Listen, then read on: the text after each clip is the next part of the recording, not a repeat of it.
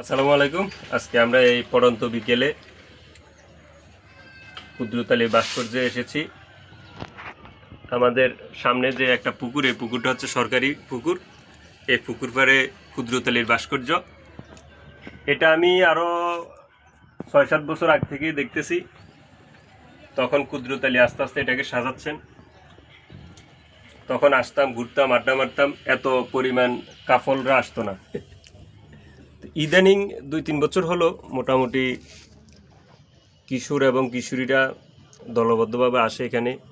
তারা তাদের মনের যে অব্যক্ত কথা সেটা প্রকাশ করে। ঝোপে ঝাড়ে বসে, একজনের কোলে একজনে বসে।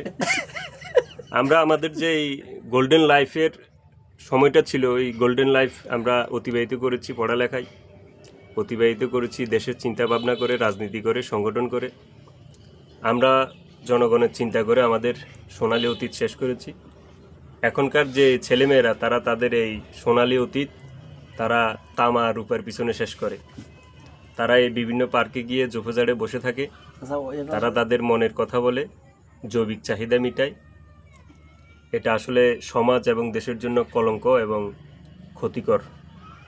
আমি এই ছোট মানুষ, তাদেরকে উপদেশ দিব তারা যেন তাদের নবসকে শিথিল করে, তাদের এই জনশক্তি বর্ধন করে, এটা ক্ষয় না করে ভবিষ্যৎ প্রজন্ম টিকিয়ে রাখার জন্য হালালভাবে বিয়ে শাদী করে এই বউ বাচ্চা নিয়ে ঘুরতে আসে।